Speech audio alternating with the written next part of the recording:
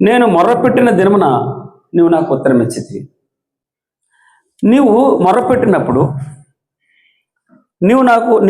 నేను మొర్రపెట్టినప్పుడు నీవు నాకు ఉత్తరం ఇచ్చితివి.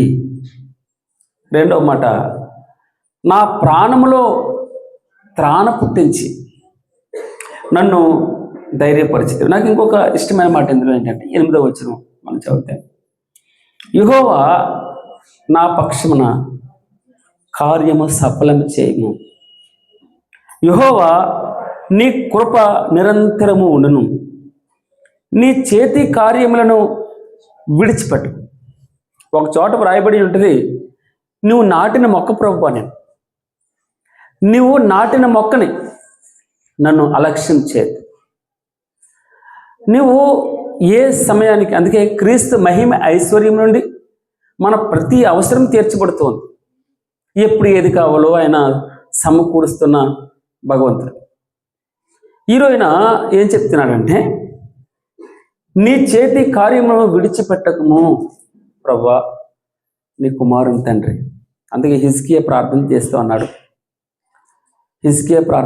అన్నాడు, ప్రభువా నీవు నా కోసం పోటబడుము, నా పక్షమున నీవు నా కోసం పోటబడాలి తండ్రి.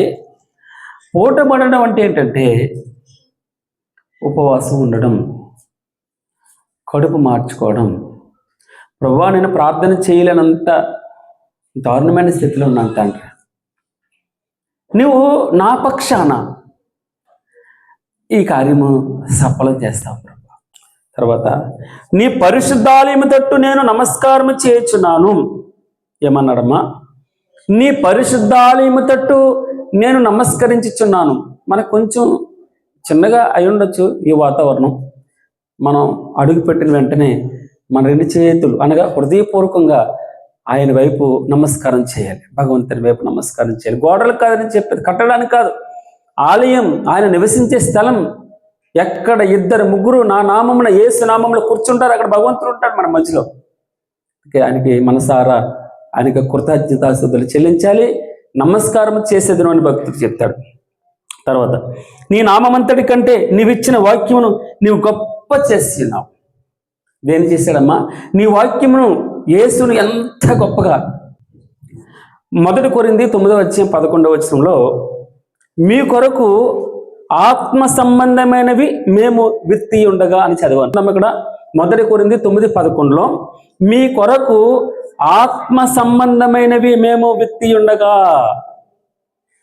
యోహాను సువార్త 12:23 చెప్తాడు, అందుకు యేసు వారితో ఇట్లా, నేను మనుష్య కుమారుడు మహిమ పొందవలసిన గడియ వచ్చి ఉన్నది. గోధుమ గింజ భూమిలో పడి చావకుండిన ఎడల అది ఒంటిగానే ఉండును, అది చచ్చిన ఎడల విస్తారముగా ఫలించును. ఇక్కడ విత్తనం అంటే ఎవరంటే యేసుక్రీస్తు వారే విత్తనం. మాటలు చదువుతున్న బాగా సంతోషం అనిపించింది నాకు. ఎవరమ్మా ఈ విత్తనం? ఎవరు?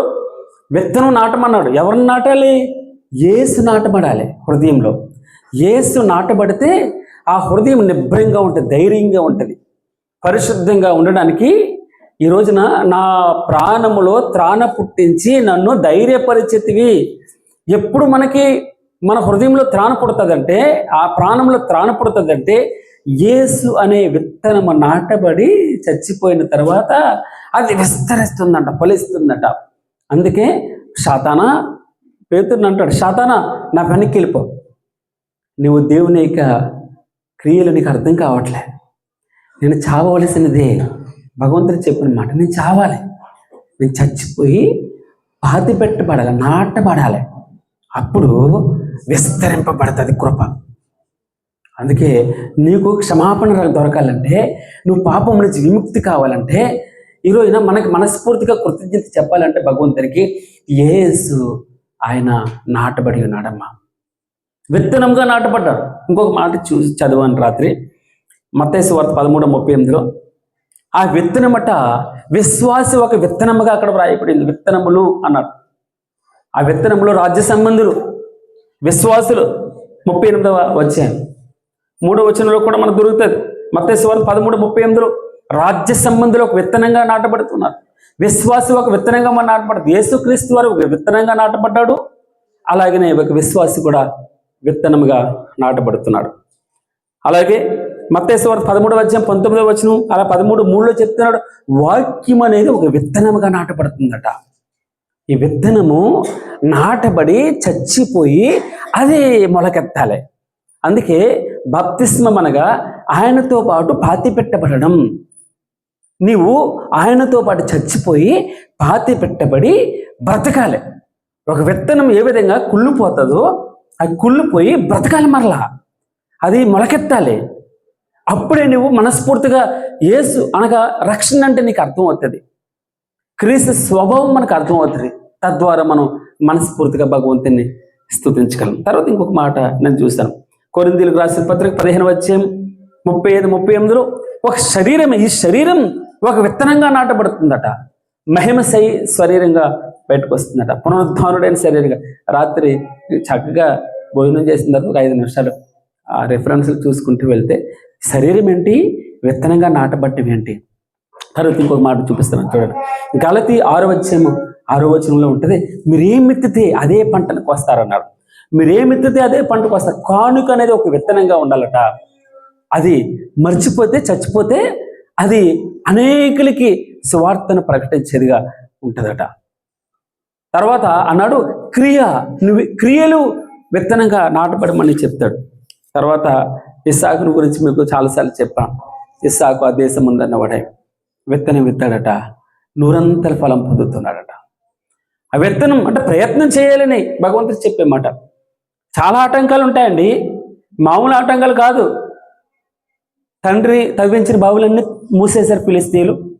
మరలా ఇస్సాకు మరలా ఇంకొక బావి తవ్వించాడు, మరలా మూసేశారు. మరలా ఇంకొక బావి తవ్వించాడు, మరలా మూసేశారు. మరలా ఇంకొక బావి తవ్వించాడు, మరలా మూసేశారు. కష్టమైన సమయం. అప్పుడు ప్రభువారు చెప్తున్నాడు కదా, యెహోవా నా పక్షమున కార్యము సఫలము చేయము. చివరి వచనం 8వ వచనంలో ఏమన్నాడు, యెహోవా నా పక్షమున కార్యము సఫలము చేయము, యెహోవా నీ కృప నిరంతరముండును, నీ చేతి కార్యమును విడిచిపెట్టకము. ప్రభువా చాలా కష్టపడుతున్నాను తండ్రి, ఇదిగో నేను తవ్వుతున్నాను, వారు వచ్చి మూసేస్తున్నారు. ఎన్నో ప్రయత్నాలు.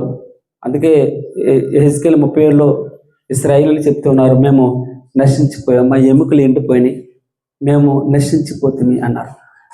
కేవలం ఎండిపోయామని చెప్తున్నారు, కేవలం నశించిపోతుంది అని చెప్తున్నారు. భగవంతుడి రోజులు ఇచ్చేటటువంటి మాట ఏంటో తెలుసమ్మా, నశించిపోతున్నామంటే ఇదిగో నా పక్షమున కార్యం సఫలం చేయి. ఆ రాత్రియే యెహోవా తనకు ప్రత్యక్షం అవుతున్నాడు. 26వ అధ్యాయంలో ఆదికాండం 26 ఆ రాత్రి యెహోవా అతనికి ప్రత్యక్షమై నేను నీ దేవుడును, అబ్రహాము దేవుడును అన్నాడు. ఏమన్నాడమ్మా, అబ్రహాము దేవుడును, భయపడద్దు. మీరు ఆలోచించండి, నూరంతలుగా అతడు యెహోవా అతనికి తోడైయుండును గనుక క్రమక్రమముగా అతను అభివృద్ధి పొందుచూ వచ్చెను. అక్కడ మాట ఉంది, అతడు మిక్కిలి గొప్పవాడగు వరకు, ఆ మనుషుడు గొప్పవాడైను, అతడు మిక్కిలి గొప్పవాడగు వరకు క్రమక్రమముగా అభివృద్ధి పొందుచూ వచ్చింది. మనస్ఫూర్తిగా భగవంతునికి స్తుతి చెల్లించాలి ఈ రోజున. నీవు ఈ వాక్యము లోపలికి వెళ్ళి బ్రతకాలి. అందుకే నన్ను యోవేలు బాబు పిల్లలు యోవేలు గ్రంథం 1వ అధ్యాయంలో మేము చూసాం, విత్తనమట మట్టి బెడ్డల క్రింద ఉండి కుళ్ళిపోకూడదని వ్రాయబడింది. అది మొలకెత్తాలి. అందుకే నువ్వు ఎక్కడ విత్తనం విత్తాలో, ఎక్కడ విత్తనం జల్లాలో, ఎప్పుడు జల్లాలో నీకు అర్థం కావాలి. ఇదిగో పొలం అన్నాడు, పొలం అంటే లోకం అని చెప్తున్నాడు ప్రభువారు. లోకంలో విత్తాలి, సంఘంలో విత్తాలి, నీ ఇంట్లో విత్తాలి. ఎక్కడ విత్తనము అంటే ఏంటో అర్థం కావాలి. ఎక్కడ విత్తాలి, ఎప్పుడు విత్తాలి, ఎలా విత్తాలి అర్థం కావాలి మనకి. తద్వారా మన మనస్ఫూర్తిగా భగవంతుని స్తుతించగలం. నీ పరిశుద్ధాలయముతోటి నేను నమస్కారం చేస్తున్నాను, నీ నామమంతటి కంటే నీవు ఇచ్చిన వాక్యమును నీవు గొప్ప చేస్తున్నావు ప్రభు. తర్వాత నీ కృపా సత్యములను బట్టి నీ నామమునకు కృతజ్ఞతాస్తుతులు నేను చెల్లించేదను. నేను మొర్రపెట్టిన దినమున నీవు నాకు ఉత్తరం ఇచ్చితివి, నా ప్రాణములో త్రాణ పుట్టించి నన్ను ధైర్యపరిచేతివి. యెహోవా భూరాజులందరూ నీవు సెలవిచ్చిన మాటలు విని నీకు కృతజ్ఞతాస్తుతులు చెల్లించెదరు. యెహోవా మహాప్రభావము గలవాడని వారు యెహోవా మార్గములను గురించి గానము చేసెదరు. యెహోవా మహోన్నతుడైనను ఆయన దీనులను లక్ష్య పెట్టను. స్తోత్రం చెప్దామా? హల్లెలూయా. గట్టిగా చెప్దామా? హల్లెలూయా, హల్లెలూయా. మరి భగవంతుడు ఎక్కడ, మనం ఎక్కడ? ఏం చెప్తాడు ఈ రోజున? యెహోవా మహోన్నతుడైనను, యెహోవా మహోన్నతుడైనను ఆయన దీనులను లక్ష్య పెట్టును, ఆయన దూరము నుండి గర్విష్ఠులను బాగుగా ఎరుగును. ఈ మాట జ్ఞాపకం పెట్టుకున్నామా? మనం పాజిటివే కాదు, పరలోక రాజ్యమే కాదు, నరకం గురించి కూడా నేర్చుకోవాలి. సంఘం అంతటికి నరకం అంటే ఏంటి, ఆరని అగ్ని అంటే ఏంటి, చావని పురుగు అంటే ఏంటో అర్థం కావాలి. మనకెందుకులే అని అనుకోకూడదు. ఎప్పుడు మీరు ఒక విత్తనంగా నాటబడాలి. నువ్వు ఇది ప్రభువు విస్తృతగా అంటే ఫిలిప్పీలకు రాసిన పత్రిక 2వ అధ్యాయంలో చెప్తారు. అందును బట్టి అన్నాడు. అంటే పైన ఏం రాయబడిందంటే పరలోక రాజ్యం విడిచిపెట్టకూడని భాగ్యముని ఎంచుకోలేదు, కానీ తను తాను రిక్తునిగా ఎంతగా అంట సిలువ మరణము పొందినంతగా ఆయన తగ్గించుకొనును గనుక అందును బట్టి అన్నాడు. ఆయనకి అంత ఘనత ఎందుకు వచ్చింది, ఎందుకు విస్తరింపబడింది, ఎందుకు గొప్పగా ప్రభువుని మనం పూజిస్తున్నామంటే అందును బట్టి. ఈ హంబుల్నెస్, హ్యుమాలిటీ అంటారే, అంటే ఇది మనం ఆ తగ్గింపు తనని ఎంతగా హెచ్చించిందో. తర్వాత ఇక్కడ ఏమన్నాడమ్మా? యెహోవా మహోన్నతుడైనను ఆయన దీనులను లక్ష్య పెట్టును, ఆయన దూరము నుండి గర్విష్ఠులను బాగుగా ఎరుగును. నేను ఆపదలో చిక్కబడి ఉన్నాను, నీవు నన్ను బ్రతికించేదవు, నా శత్రువుల కోపము నుండి నన్ను రక్షించుటకే నీవు నీ చేయి చాపెదవు. నీ కుడి చేయి నన్ను రక్షించు, నీ కుడి చేయి నన్ను రక్షించు, నీ దక్షిణ హస్తం, నీ బాహువు నన్ను రక్షిస్తావే. మహోన్నతుని చాటున నివసించేవాడే సర్వశక్తి నీడన విశ్రమించేవాడు. ఆయన నాకు ఆశ్రయం, నా కోట, అని నమ్ముకున్న దేవుడని నేను యెహోవాని గురించి చెప్తాను. మధ్యలో ఒక మాట చెప్తాను మీకు, యెహోవా నీవే నా ఆశ్రయం అని నీవు మహోన్నతుడైన దేవుని నీకు నివాస స్థలంగా చేసుకున్నాం. దేవుణ్ణి మనం నివాస స్థలంగా, మనం ఎక్కడ ఉంటున్నాం? ఆయన అరచేతిలో ఉన్నాం. ఎక్కడ చలిస్తున్నాం? ఆయన అరచేతిలో చలిస్తున్నాం.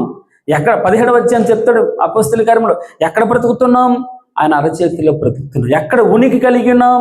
ఆయన అరచేతిలో ఉనికి కలిగి ఉన్నాం. ఆయన అరచేతిలో బ్రతుకుచున్నాం. అందుకే ఏం చెప్తాడమ్మా? నేను ఆపదలలో చిక్కబడి ఉన్నాను, నీవు నన్ను బ్రతికించేదవు, నా శత్రువుల కోపము నుండి నన్ను రక్షించుటకే నీవు నీ చేయి చాపెదవు, నీ కుడి చేయి నన్ను రక్షించును. చివరిగా 8వ వచనంలో అంటాడు, యెహోవా నా పక్షాన కార్యం సఫలం చేయము తండ్రి, యెహోవా నీ కృప నిరంతరముండును, నీ చేతి కార్యములను విడిచిపెట్టకు ప్రభా. అక్కడ మనం ఇందాక 61వ అధ్యాయంలో చూసాం, సీయోనులో దుఃఖించే వారికి ఉల్లాస వస్త్రములు ధరించుట, బూడిదకు ప్రతిక పూదండను. ఇక్కడ కష్టం ఉంది, ఇక్కడ సంతోషాన్ని ఇస్తాడండి. ఆ దుఃఖము నుండి నిన్ను ఓదార్పునిస్తాడు, ఆదరిస్తాడు. అందుకే చివరి మాట 8వ మాట ఏం చెప్తున్నాడమ్మా? యెహోవా నా పక్షమున కార్యము సఫలము చేయము. భక్తులు, అలనాడు భక్తులంతా ఇదే ప్రార్థన చేశారు. నా బలం కాదు ప్రభువా, నా సౌందర్యం కాదు, నా డబ్బు కాదు, నా జ్ఞానం కాదు. కొందరు రథములను బట్టి, కొందరు గుర్రములను బట్టి అతిశయపడుతున్నారు. నేనైతే యెహోవా నామమును బట్టి అతిశయపడుతున్నాను. 18వ కీర్తనలో చెప్తాడు, యెహోవా నా బలమా. పాట పాడితే యెహోవా నా బలమా, యథార్థమైనది నీ నామం, పరిపూర్ణమైనది నీ నామం. నా కాళ్ళను లేడి కాళ్ళగా చేసి ఏతైన స్థలములో శాంతితో నిలపి, నా కాళ్ళను లేడి వేడి కాలగా చేసి ఏటైనా స్థలముల శాంతితో నిలవి రక్షణ కేడెము నాకాందించి రక్షణ కేడెము నాకాందించి అక్షయము గదన భాక్షము చేర్చిన అక్షయము గదన భాక్షము చేర్చిన యెహోవా నా బలమా యథార్థమైనది ఈ మార్గం పరిపూర్ణమైనది ఈ మార్గం యెహోవా నా దీపమును వెలిగించువాడు నా చీకటిని వెలుగుగా చేయును నాది వెలిగించువాడు నా చీకటిని వెలుగుగా చేయును జలరాశుల నుండి బలమైన చేతితో జలరాశుల నుండి బలమైన చేతితో వెలుపల చేర్చిన బలమైన దేవా వెలుపల చేర్చిన బలమైన దేవా యెహోవా నా బలమా యథార్థమైనది ఈ నామం పరిపూర్ణమైనది ఈ నామం యెహోవా.